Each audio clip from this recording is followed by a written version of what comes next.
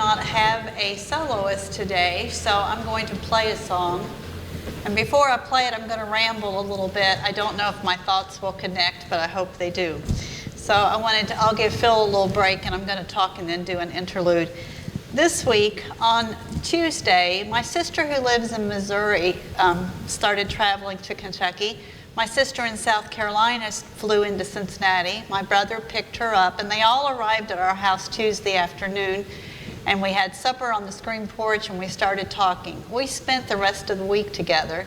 We visited aunts and uncles who are all in their 80s. We visited cousins, old neighbors. We visited our home place. It was a great week.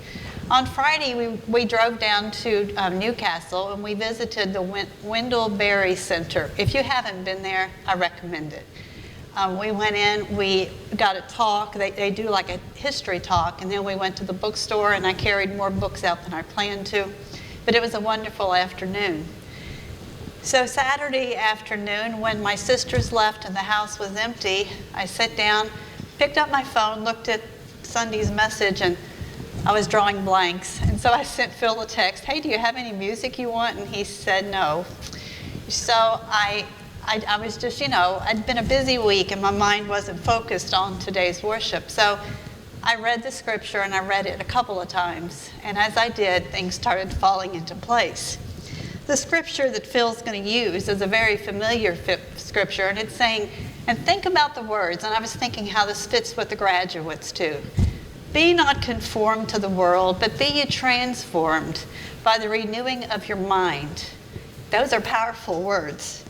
And don't think better of yourself than others, but measure yourself against your faith with God.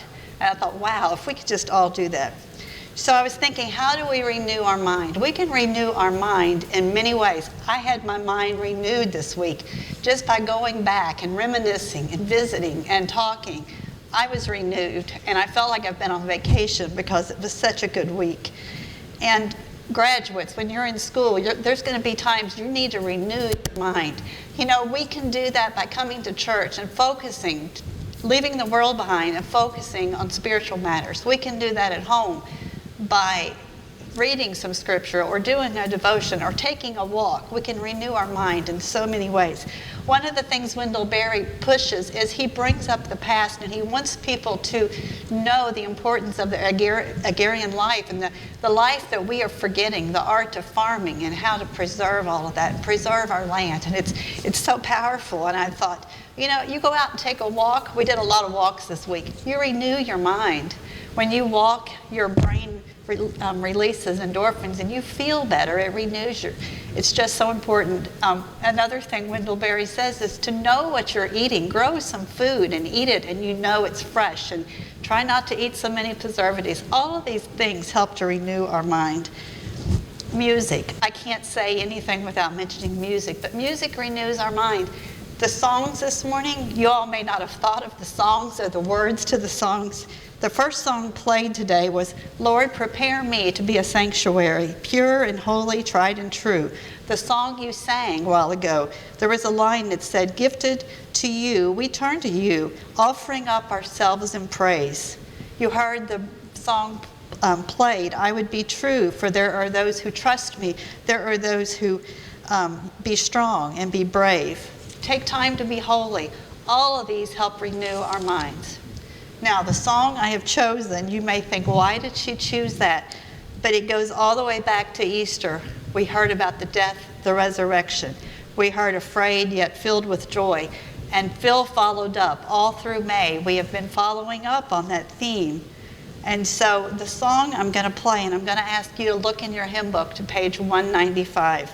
And I want you to think about the words, especially the fourth verse. And when you go to those words in your mind, it's when I survey the wondrous cross.